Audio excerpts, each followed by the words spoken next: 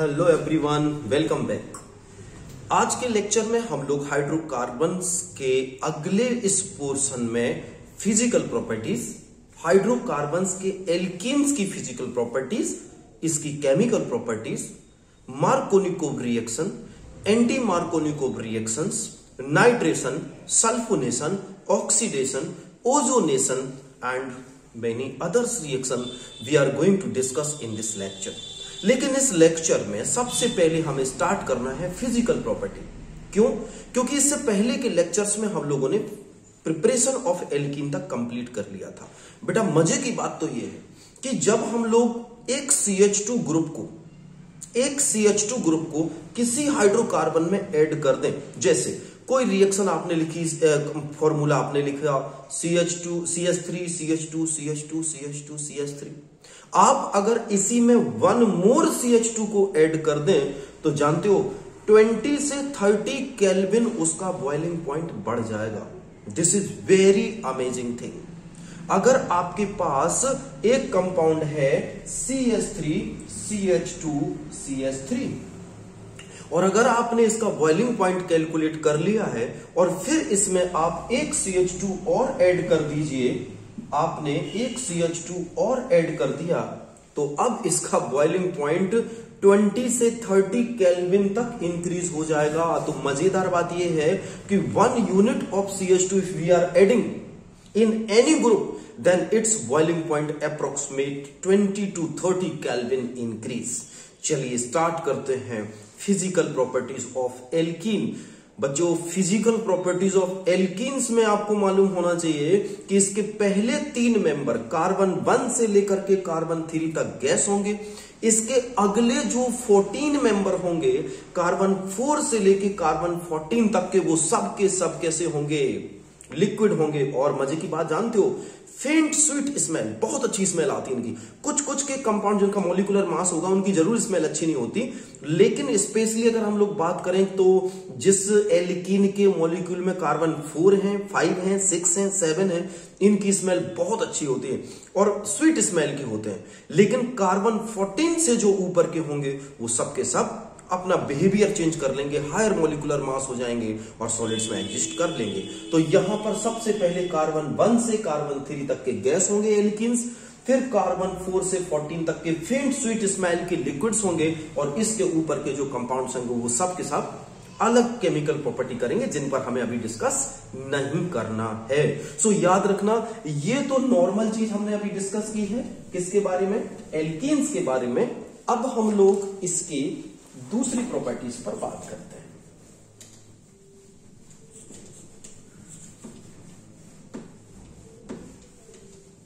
Okay, चलिए भाई कुछ और प्रॉपर्टीज पर बात कर लेते हैं, इनका नेचर कैसा होता है। तो अब इससे पहले कि हम नेचर देखें, हमें लिख लेना है फिजिकल की जगह chemical properties. Chemical properties, alkene की केमिकल प्रॉपर्टीज याद रखना। बेटा हमें एक चीज का मालूम होना चाहिए, ये जनरली लूज पाई बॉन्ड से जुड़े होते हैं। एल्कीन्स के पास CH3 CH double bond CH2, ये जो पाई बॉन्ड है, ये पाई बॉन्ड की खास तौर से मेन प्रॉपर्टी क्या होती है? ये लूजली बॉन्ड है, मतलब एक वीक बॉन्ड है और ये आसानी से ब्रेक होने वाला बॉन्ड होता है। एक लूजली पैक्ड है, लूजली पैक्ड पाई बॉन्ड है, वीक है। इसके ऊपर अटैक करके नया रीजेंट आएगा और पाई बॉन्ड को यहां से तोड़ देगा, क्योंकि सबसे पहले अगर कोई अटैकिंग रीजेंट इस पर अटैक करता है तो कहां जाएगा? इसके सबसे वीक पॉइंट पर। और इसका सबसे वीक पॉइंट क्या है? इसका pi bond.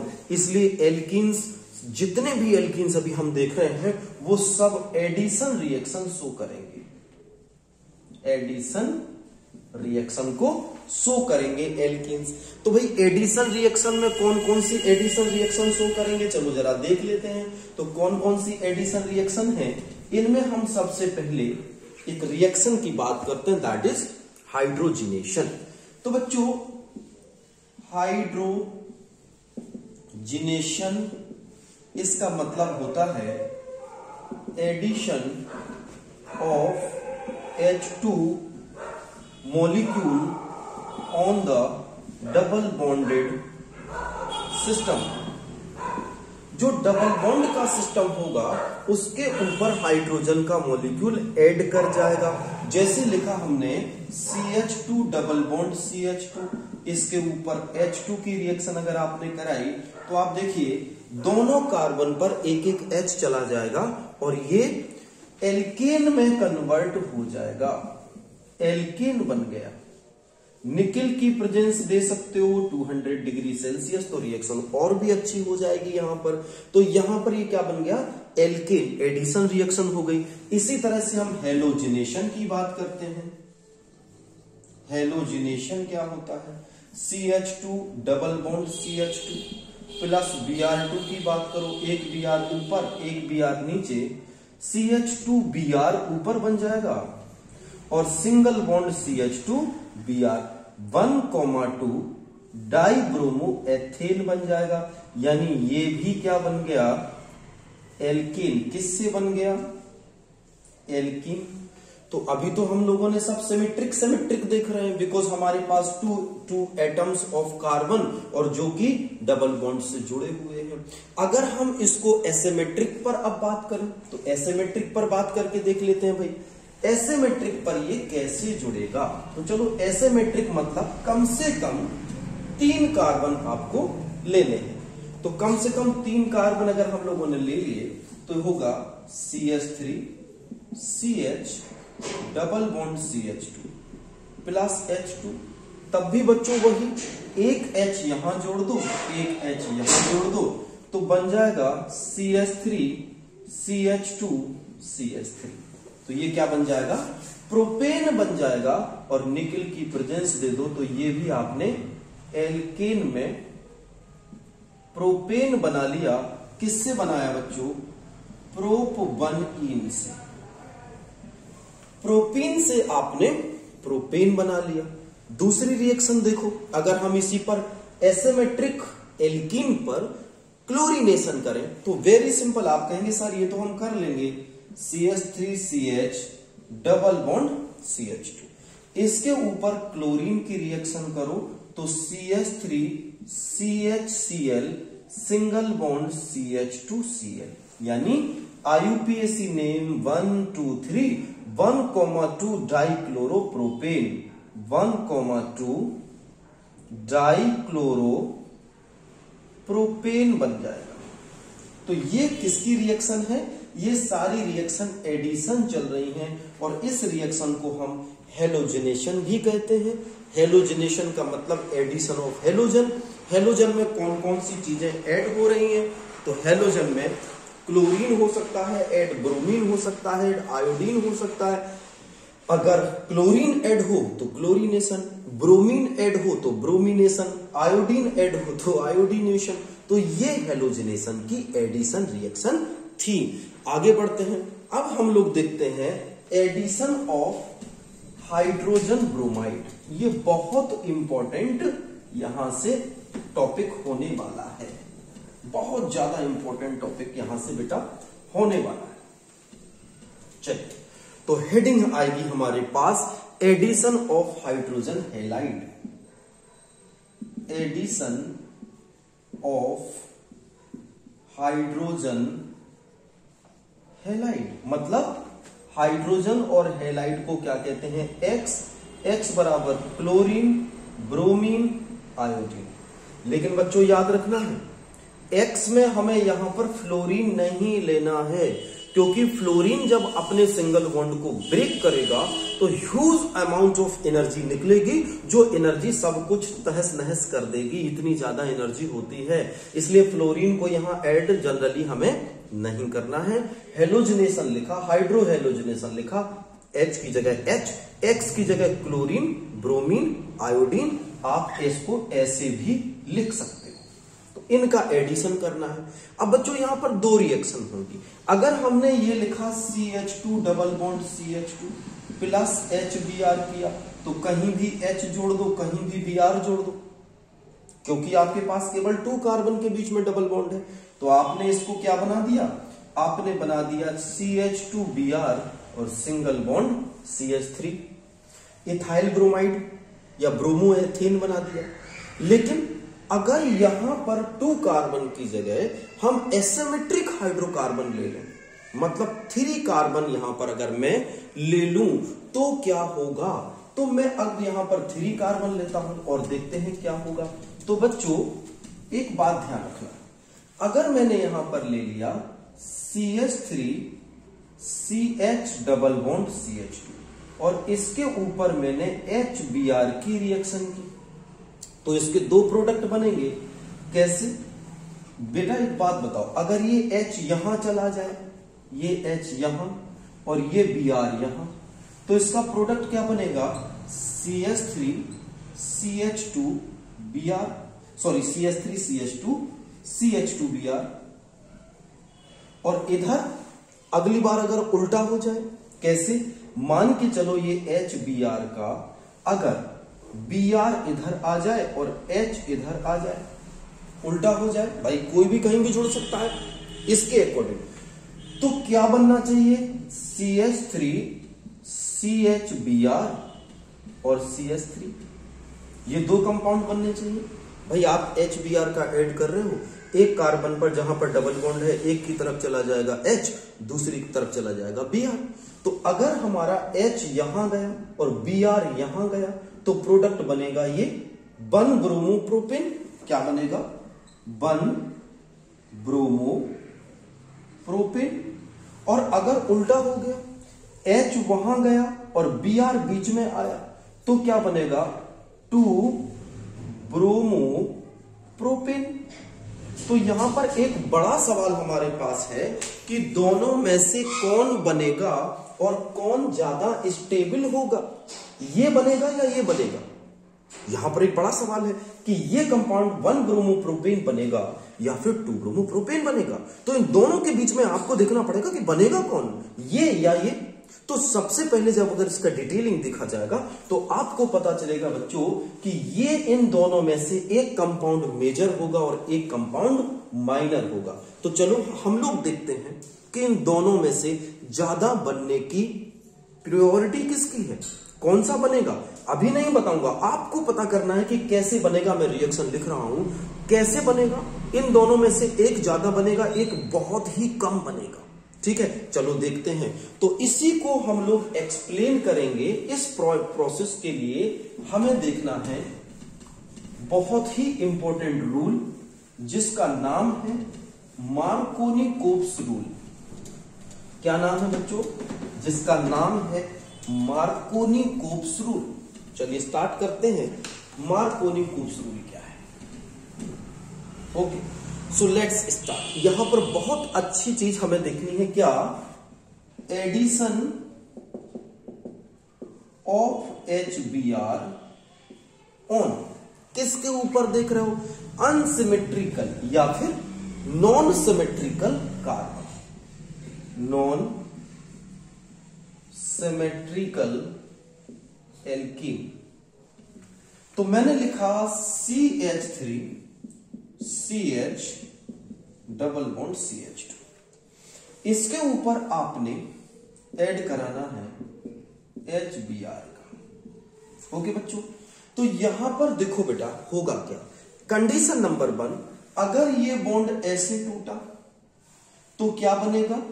CH3 CH CH2 minus. ठीक, और अगर इसका बॉन्ड ऐसे टूटा तो क्या बनेगा? CH3, डायरेक्ट लिख देते हैं, अभी इसकी जरूरत नहीं है। CH3 CH माइनस और सिंगल बॉन्ड CH2 प्लस। ये 2 प्रोडक्ट बनेंगे इसके प्रेजेंस में, HBr के प्रेजेंस में।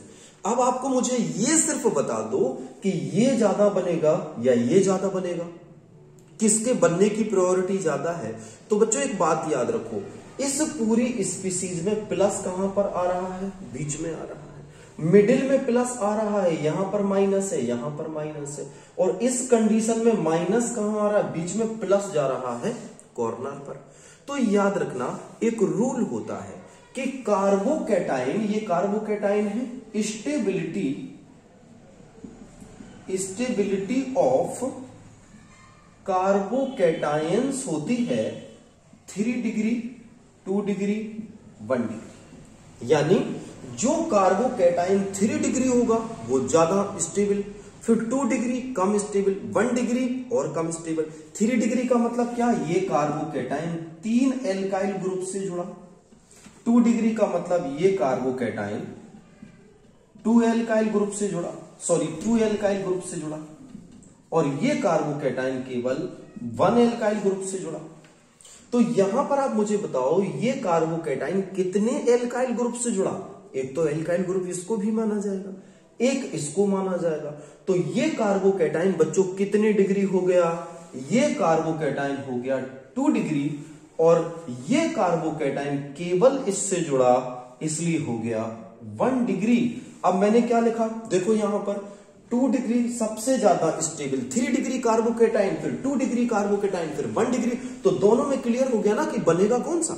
अगर हम लोगों ने दोनों में देखा तो मैं क्लियर हो गया बनेगा कौन सा, ये ज्यादा प्रायोरिटी पर बनेगा, क्योंकि 2 degree carbocation is more stable then 1 degree. भाई कोई रिएक्शन क्यों होती है, वो कुछ ना कुछ स्टेबल चीज बनाए, तो ये अनस्टेबल बन रहा है तो ये बनेगा ही क्यों, ये बनेगा ना क्योंकि ये ज्यादा स्टेबल हो रहा है, इसलिए इसके बनने की प्रायोरिटी ज्यादा है। तो ये कितने परसेंट बनेगा, 80% इसके बनने के चांस हैं और 20% इसके बनने के चांस हैं। इसीलिए अब हम रिएक्शन लिखेंगे, इसको नोट करते जाना। अब हम रिएक्शन लिखेंगे, मार्कोनिकोव रूल्स ने क्या इक्वेशन दी, इसने कहा कि CH3 CH double bond CH2, ये बॉन्ड ऐसे टूटेगा तो ये बनेगा CH3 CH plus CH2 minus, इसके ऊपर H प्लस और Br माइनस रिएक्शन करेंगे तो आप खुद सोचिए प्लस कहां जाएगा इधर और माइनस कहां जाएगा इधर, तो ये रिएक्शन क्या हो जाएगी CH3 CHBr और ये क्या बन जाएगा CH3। तो ये कंपाउंड जो बना ये होगा stable major product. Major product कितना बनना है इसको बच्चों 80%। 2 ब्रोमो प्रोपेन 80% बनेगा। लेकिन मार्कोनी ने इसका रूल क्या बोला, मार्कोनी ने रूल बोला कि on the asymmetric alkene when HBr is added then H atom of HBr attach on the carbon of this unsaturated system where the already more hydrogen present, attach the hydrogen। एक बार फिर से सुनो, Markovnikov ने क्या बोला कि Markovnikov ने बोला कि addition of HBr in unsymmetrical या non symmetrical alkene the H of the HBr will attach to the carbon of unsaturated system where already more number of hydrogens present। इस चीज को लिख लेना, इसका मतलब है ये H वहां जाएगा जहां पर पहले से ज्यादा हाइड्रोजन अवेलेबल है। यही है मार्कोनिकोव का रूल। क्या है, मार्कोनिकोव ने कहा था कि याद रखो अगर आपने HBr को अनसैचुरेटेड सिस्टम पर जोड़ा तो HBr का H वहां जाएगा जहां पहले से हाइड्रोजन ज्यादा है। तो इसी रूल को फिर क्या कह दिया गया, इस रूल का नाम है मार्कोवनी कोव्स रूल। इस रूल का नाम क्या है बच्चों, Markovnikov's rule. So please note कर लीजिए इसको। ये हुआ हमारे पास मेजर प्रोडक्ट, जबकि ये भी बनेगा, ऐसा नहीं है ये नहीं बनेगा, ये भी बनेगा। अगर इससे प्रोडक्ट बना तो इसका प्रोडक्ट क्या बनेगा बच्चों, इसका प्रोडक्ट मैं आपको यहां दिखा दे रहा हूं।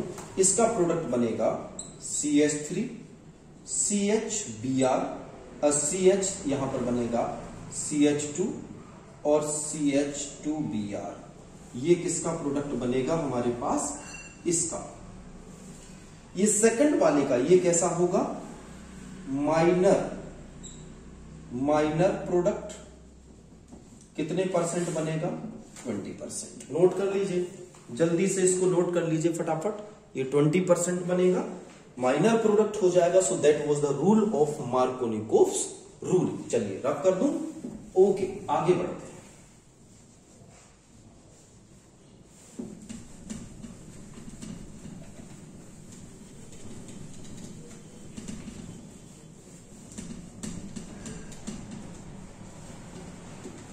अब तो मेरे ख्याल से याद हो गया होगा आपको मार्कोनिकोव रूल्स किसको कहते हैं, आपने ये याद कर लिया होगा।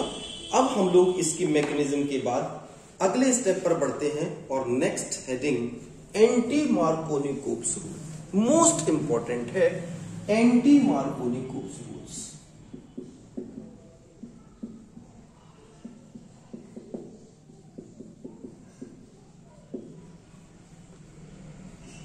Anti Markovnikov's rules. बेटा एंटी मार्कोनिकोव्स रूल्स क्या है? ये रूल्स खराश इफेक्ट के नाम से भी जाना जाता है। खराश इफेक्ट, इसी रूल को पर ऑक्साइड इफेक्ट भी कहते हैं। पर ऑक्साइड इफेक्ट, इसमें क्या होगा, जो मार्कोनिकोव रूल में अपन कर रहे थे इससे उल्टा हो जाएगा। अब मेजर प्रोडक्ट कौन बनेगा? मेजर प्रोडक्ट वो बनेगा जिसके बीच में माइनस आ रहा था। मार्कोनिकोव रूल में मेजर प्रोडक्ट वो बना जिसके बीच वाले कार्बन पर प्लस आ रहा था। एंटी मार्कोनिकोव रूल में वो मेजर हो जाएगा जिस एल्कीन के सिस्टम के बीच वाले कार्बन पर क्या आ जाए, माइनस आ जाए। अब आप कहेंगे सर ये तो उल्टा हो जाएगा, बीच वाले कार्बन 2 डिग्री होगा, वो स्टेबल होगा।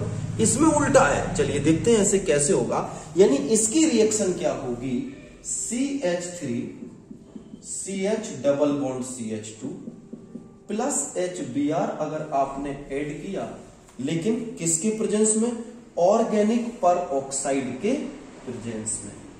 ऑर्गेनिक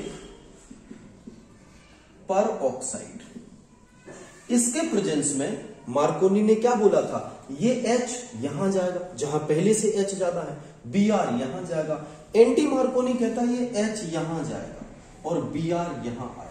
अगर आपने इसको प्रेजेंस में ले लिया तो कैसे जाएगा, प्रोडक्ट क्या बनेगा इसका, देखिए CH3 CH2 CH2Br, ये प्रोडक्ट बनेगा एंटी मार्कोनिकोव का। मजेदार बात यह है कि यार सर ऐसे हुआ कैसे, इसकी मैकेनिज्म पर बात हो जाए। चलो स्टार्ट करते हैं, बहुत ही इंटरेस्टिंग मैकेनिज्म है। तो हमें सबसे पहले इसको देखना पड़ेगा, ये क्या है। अगर ये समझ में आ जाए तो एंटी मार्कोनिकोव रूल आपको 100% समझ में आ जाएगा। चलो देखते हैं। ऑर्गेनिक परऑक्साइड के फॉर्मूले को बच्चों आपको याद रखना है। इसका फॉर्मूला होता है C6H5COO, ओके। और इस तरफ से लिखो C6H5COO। ये दो मॉलिक्यूल्स मैंने लिख दिए और इनके बीच में बना दिया सिंगल बॉन्ड। याद रखेंगे इसको, बेंजोइक परऑक्साइड इसका नाम है। यहां पर C6H5COO, C6H5COO और बीच में लगा दिया सिंगल बॉन्ड। अब क्या करो, सनलाइट के प्रेजेंस में जैसे ही आप इसको रखोगे तो इसमें हो जाएगा होमोलिसिस। होमोलिसिस का मतलब क्या होता है बच्चों, होमोलिसिस का मतलब होता है सिंगल बॉन्ड का टूटना। तो जब ये सिंगल बॉन्ड टूटेगा तो इसका इलेक्ट्रॉन इसके पास, इसका इलेक्ट्रॉन इसके पास। मैंने बताया था होमोलिसिस में ये वाला एरो लगाते हैं। तो क्या बन जाएगा, C6H5COO minus, sorry 3 radical and C6H5COO free radical. ये दो स्पीसीज बन जाएंगे बच्चों, ऑब्वियसली ये दो स्पीसीज बनेंगे। अब इन दोनों स्पीसीज में क्या होगा, फ्री रेडिकल का एलिमेंट कभी स्टेबल नहीं रहता।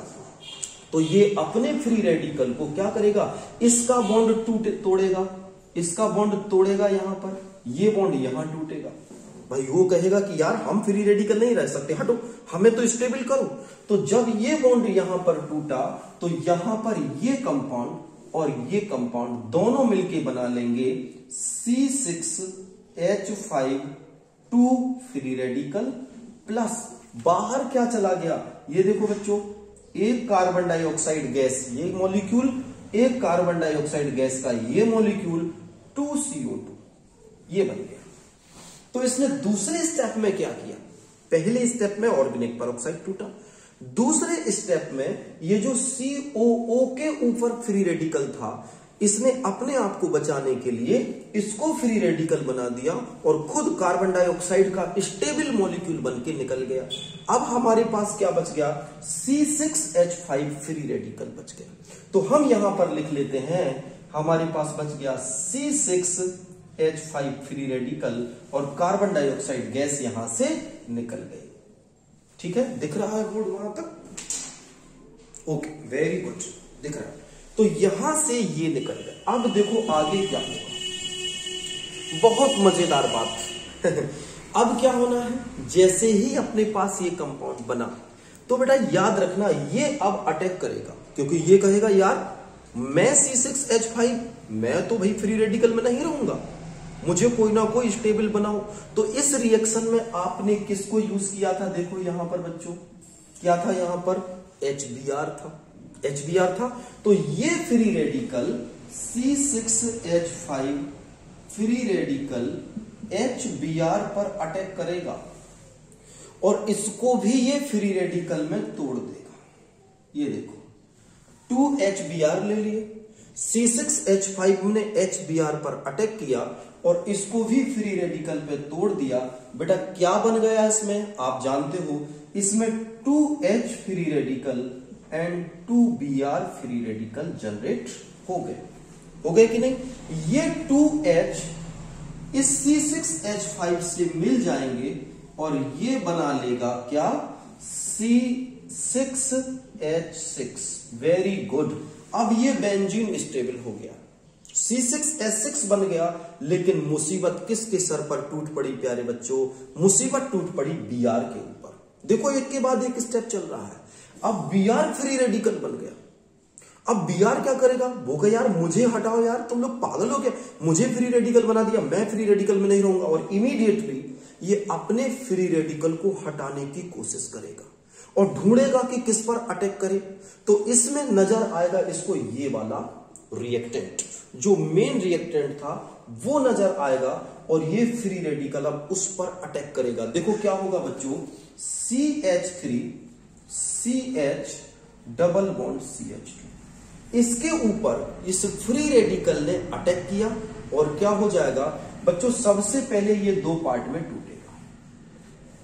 कैसे, या तो ये बन सकता है CH3 CH single bond CH2 और Br यहां जुड़ जाए, बेटा Br यहां जुड़ जाए तो ये फ्री रेडिकल बन जाएगा। या फिर CH3 CH2 और CH2Br, या फिर ये हो जाए CH और यहां पर Br जुड़ जाए। दो कंडीशन हो सकती है। इस Br ने क्या कहा, या तो ये Br इस तरह से जुड़ेगा, यानी ये Br या तो इसके ऊपर अटैक करेगा या Br इसके ऊपर अटैक करेगा। बेटा अगर Br ने इस पर अटैक किया तो ये बनेगा, फ्री रेडिकल कहां आ गया, साइड में। और अगर Br ने इसके ऊपर अटैक किया तो फ्री रेडिकल कहां आ गया, बीच में। अब आप वही बात लगा दो, फ्री रेडिकल ज्यादा स्टेबल कहां होता है, मिडिल में या किनारे पर। तो जैसे मैंने कार्बोकैटायन का बताया था वैसे ही फ्री रेडिकल भी मिडिल में स्टेबल होता है। तो ये प्रोडक्ट मेजर होगा, ये माइनर होगा।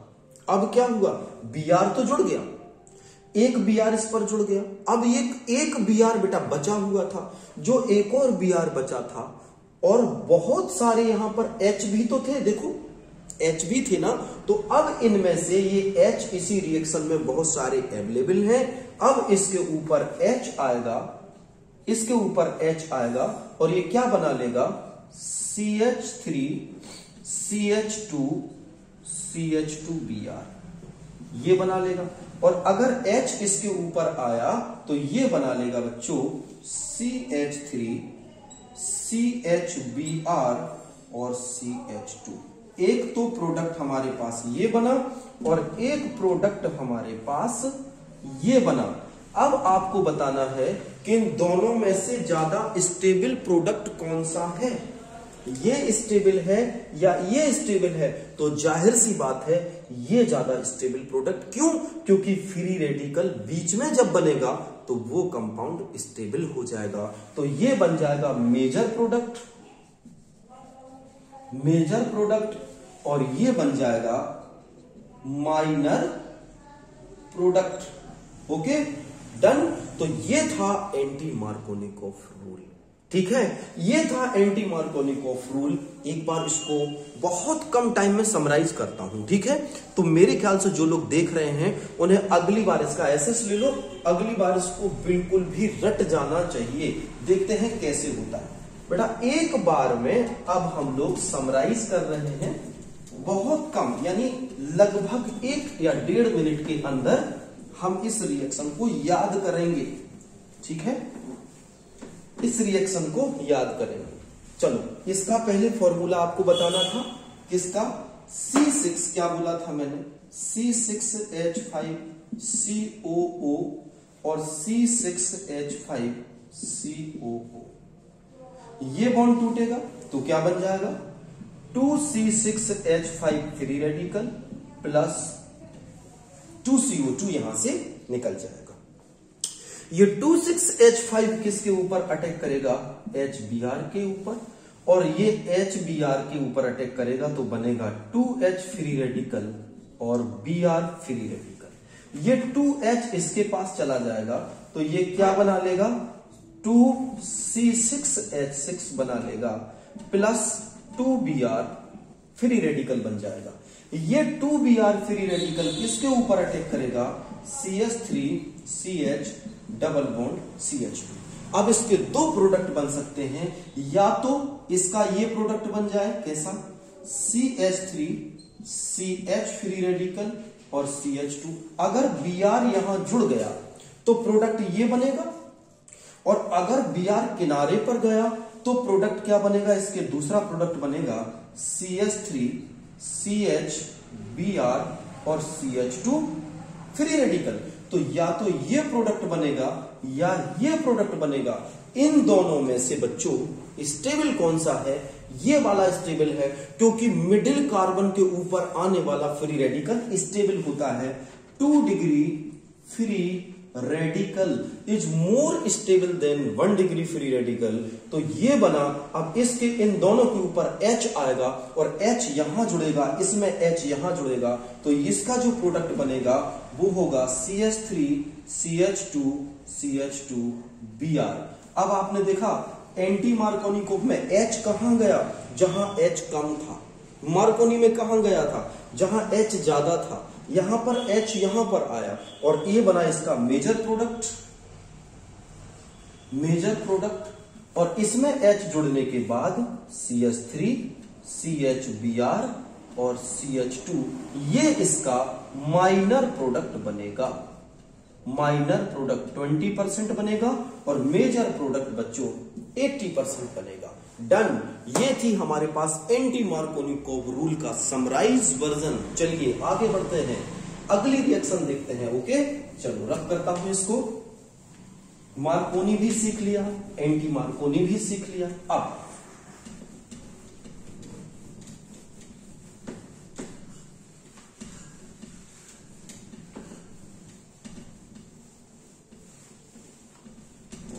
Next reaction. अब भाई रिएक्शन कौन सी? और अगली रिएक्शन हमारे पास है हाइड्रेशन, यानी हाइड्रेशन रिएक्शन विथ वाटर। तो हमने लिखा CH3 CH double bond CH2 plus HOH। आपको पता है अब वही H यहीं जाएगा मार्कोनी के अकॉर्डिंग, क्योंकि पेरोक्साइड थोड़ी ना हम लोग ले रहे हैं। तो H यहां और OH को यहां जोड़ दीजिए तो क्या बनेगा?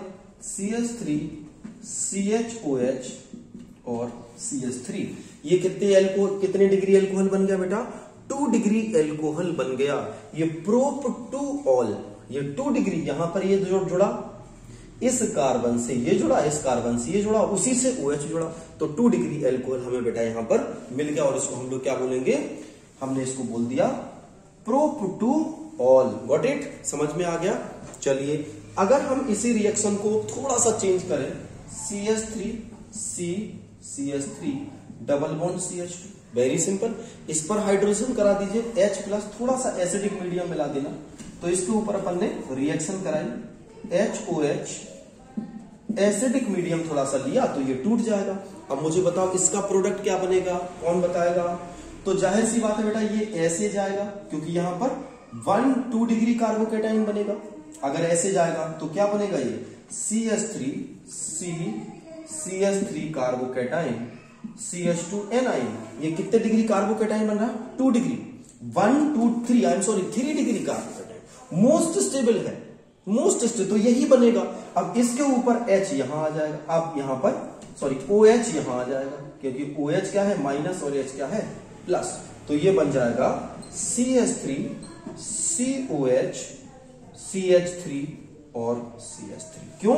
इसका H यहां आ जाएगा, इसका OH यहां आ जाएगा। सो ये कंपाउंड बन जाएगा मोस्ट इंपॉर्टेंट रिएक्शन, कंपटीशन तक में आने वाली रिएक्शन है ये। यही रिएक्शन बनाना है, उल्टा मत कर देना। यहां पर OH मत जोड़ देना, 0 नंबर हो जाएगा आपका। यहां पर OH जोड़ना है आपको, कहां पर? ये बीच में आपको OH लाना है। क्लियर? आगे बढ़े। चलिए अब हम लोग देखते हैं ऑक्सीडेशन रिएक्शन। ठीक है, हाइड्रेशन के बाद ऑक्सीडेशन।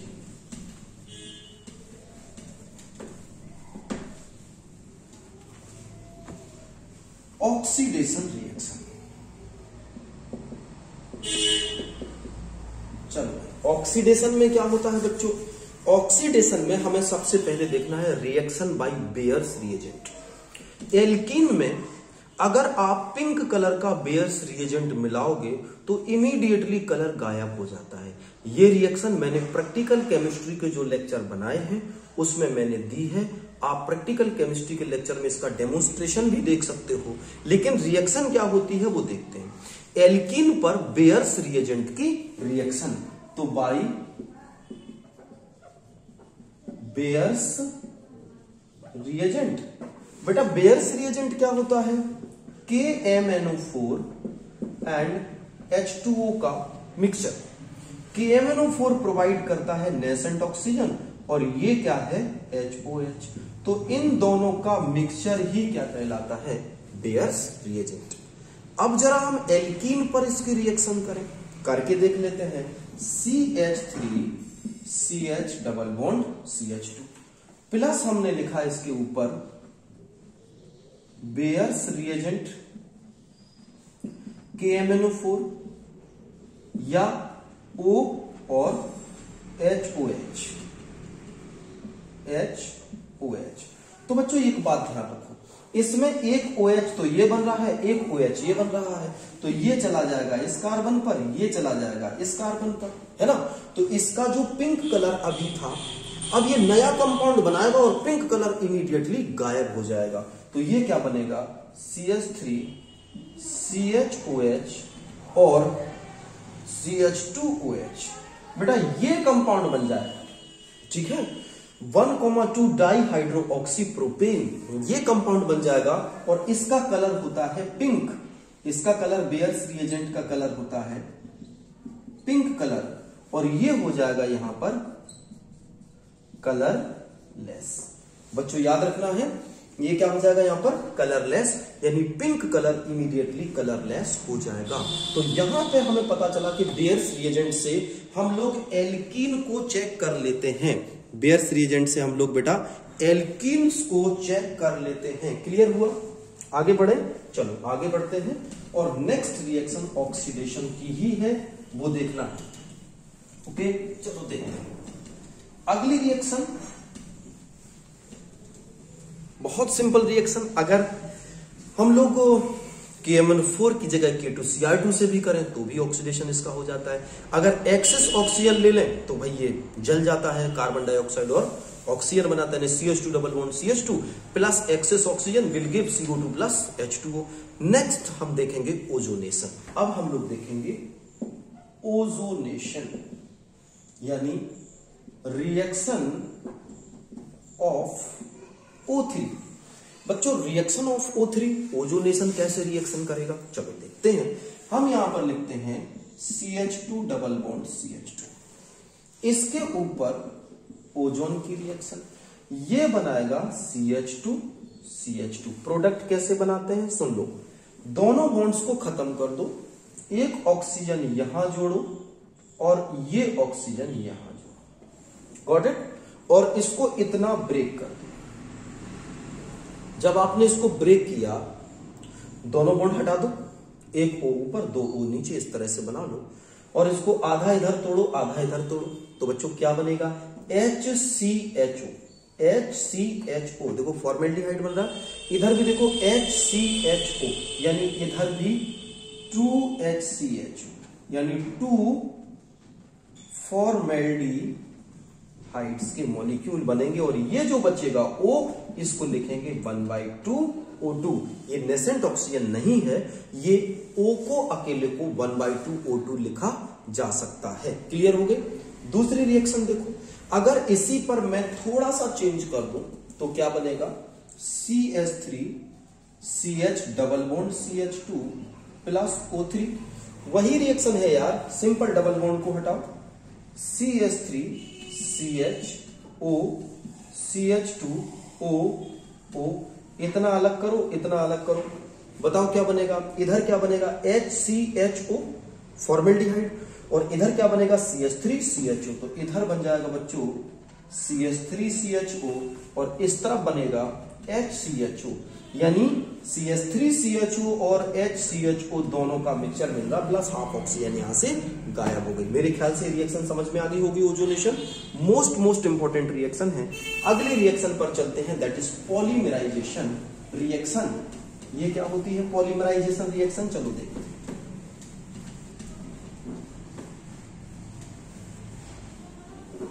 पॉलीमराइजेशन रिएक्शन,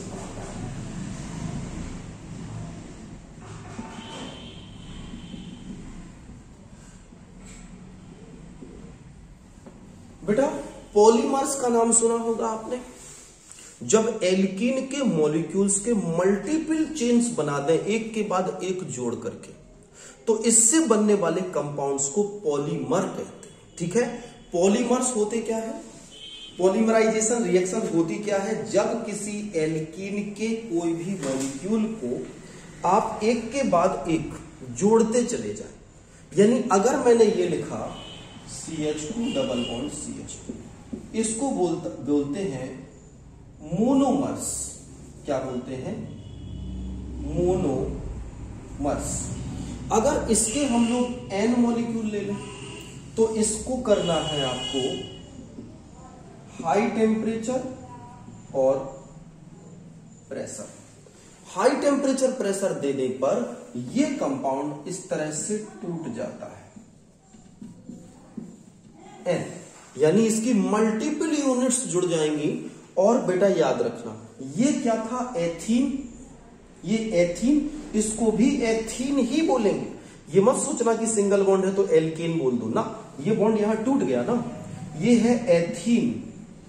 और ये जो N होता है इसको कहते हैं पॉली, तो इसको आगे लगा दो पॉली एथीन, यानी ये क्या बन गया पॉलीथीन, जो हम लोग घर में यूज करते हैं। इसी से पॉलीथीन बनाई जाती है, जो घर में हम पन्नी वगैरह आप कहते हैं ना जिसको, वो पन्नी नहीं है, ये पॉलीथीन है। इसको ऐसे बनाते हैं, एथीन की कई यूनिट जोड़ दो तो पॉलीथीन बन जाएगा। अगर हम प्रोपीन ले लें CH3CH डबल बॉन्ड CH2, इसके N मॉलिक्यूल, इसको भी हाई टेम्परेचर प्रेशर किया। हाई टेम्परेचर प्रेशर करने पर बनेगा CH3CH सिंगल बॉन्ड CH2 और इसका एक यहां जाएगा एक यहां। तो ऐसे कंपाउंड को हम लोग क्या बोल सकते हैं, ऐसे कंपाउंड को पॉलीप्रोपीन बोलेंगे। क्या बोलेंगे पॉलीप्रोपीन। ये भी एक पॉलीमर्स है, थोड़ा हार्ड, जैसे पॉलीथीन जो बरसात में अपन लोग डालते हैं ना, ये पतली पॉलीथीन बनाने के काम आता है। ये थोड़ी सी हार्ड टफनेस होती है इसके अंदर, तो ये भी एक पॉलीमर है। सो मोस्ट इंपॉर्टेंट रिएक्शन ये किसकी थी हमारे पास, पॉलीमर्स की। अब इसके लास्ट में हम लोग रिएक्शन देखने जा रहे हैं जो बहुत इंपॉर्टेंट रिएक्शन है बच्चों, वो हम लोग देखने जा रहे हैं इसके डबल बॉन्ड्स की कुछ रिएक्शन जिनको हम लोग किस नाम से जानते हैं, नाइट्रेशन के नाम से जानते हैं, जिसको हम लोग सल्फोनेशन के नाम से जानते हैं। ठीक है, उन रिएक्शंस को हमें देखना है। तो चलिए पहले हम इसको रफ कर देते हैं, इसका एसएस ले लीजिए।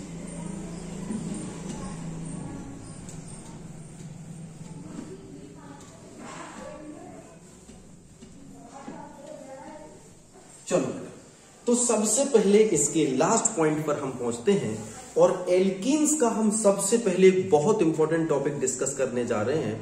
वो हम लोग डिस्कस करेंगे किसका, डबल बॉन्ड पर इलेक्ट्रोफिलिक सब्स्टिट्यूशन कैसे होती है। तो डबल बॉन्ड के ऊपर इलेक्ट्रोफिलिक सब्स्टिट्यूशन ये क्या होता है भाई? बेटा एक बात ध्यान रखो, कहीं पर भी डबल बॉन्ड है CH3 CH double bond CH2, ये वाली जो स्पीसीज होती है ये इलेक्ट्रॉन रिच होती है, इलेक्ट्रॉन रिच होती है। यहां पर इलेक्ट्रॉनिक क्लाउड है। इसी तरह से अगर मैं बेंजीन लिख दूं, इसी तरह से अगर मैं बेंजीन लिख दूं तो इसके ऊपर भी ये स्पीसीज कैसी है, इलेक्ट्रॉनिक रिच स्पीसीज, ये भी इलेक्ट्रॉन रिच है। तो बेटा मुझे ये बताओ, अगर ये इलेक्ट्रॉन रिच है तो इस पर अटैक करने कौन आएगा? जाहिर सी बात है कि इसके ऊपर अटैक करने के लिए आएगा कोई भी इलेक्ट्रोफाइल जो इलेक्ट्रॉन को प्यार करता हो, लव करता हो, तो इलेक्ट्रोफाइल इसके ऊपर अटैक करेगा। यानी खुद कौन से चार्ज का है, पॉजिटिव। इसके ऊपर भी कौन अटैक करेगा, इलेक्ट्रोफाइल अटैक करेगा। Got it? तो इसके ऊपर इलेक्ट्रोफाइल का अटैक होना है। अब जरा देखते हैं कि पहले हम एक रिएक्शन आपको समझाते हैं जिसको हम लोग कहते हैं इलेक्ट्रोफिलिक रिएक्शन या इलेक्ट्रोफिलिक सब्स्टिट्यूशन रिएक्शन। नोट कर लीजिए, इलेक्ट्रोफिलिक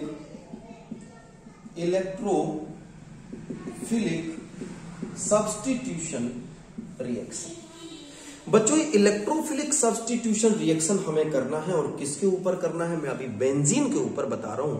हालांकि मैं बेंजीन की केमिकल प्रॉपर्टीज बाद में पढ़ाऊंगा आपको, लेकिन फिर भी जैसे मैंने लिखा बेंजीन, ये डबल बॉन्ड का कंपाउंड है, इसके ऊपर रिएक्शन किया हम लोगों ने HNO3 का, तो ये बेटा क्या बनता है, नाइट्रोबेंजीन बनता है। NO2, ये बेंजीन प्लस क्या निकल जाता है, H2। लेकिन सबसे पहले ये है कि भाई इसमें इलेक्ट्रोफिलिक तो सर हमें नजर ही नहीं आ रहा। अरे E+ कहां है इसमें, E+ कहां है जो इसके ऊपर जाकर के हमला करेगा, अटैक करेगा? तो पहले E+ को बनाना तो सीखो। तो देखो ये रिएक्शन हमेशा कॉन्क H2SO4 के प्रेजेंस में होती है। तो अगर हम लोगों ने इन दोनों की रिएक्शन कराई HNO3 प्लस H2SO4, अगर इसकी रिएक्शन कराई तो याद रखो नाइट्रोजन के पास एक लोन पेयर है और H2SO4 के पास एक H है और HSO4 है। तो ये बॉन्ड यहां से टूटेगा, जब ये बॉन्ड टूटेगा तो ये बनेगा H+, इसके ऊपर ये आ जाएगा, लोन पेयर गेन करेगा, तो ये कंपाउंड बन जाएगा HNHO3 और इसके पूरे ऊपर क्या आ जाएगा, माइनस। याद रखना HNO3, यहां पर आप इसको लिख सकते हैं NO3 डायरेक्ट लिख दिया मैंने, यानी H2NO3 माइनस बन जाएगा बच्चों। कौन सा कंपाउंड, H2NO3, एक नया इंटरमीडिएट कंपाउंड है, लेकिन ये स्टेबल नहीं रहेगा।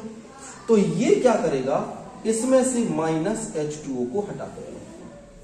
जब ये माइनस H2O को हटाएगा तो क्या बन जाएगा, NO2 प्लस H2O, और ये बन गया बेटा इलेक्ट्रोफाइल। क्या बन गया, इलेक्ट्रोफाइल। कौन सा चार्ज आ गया इसके ऊपर, पॉजिटिव। इलेक्ट्रोफाइल को जनरेट किया है किसने, कॉन्क H2SO4 ने।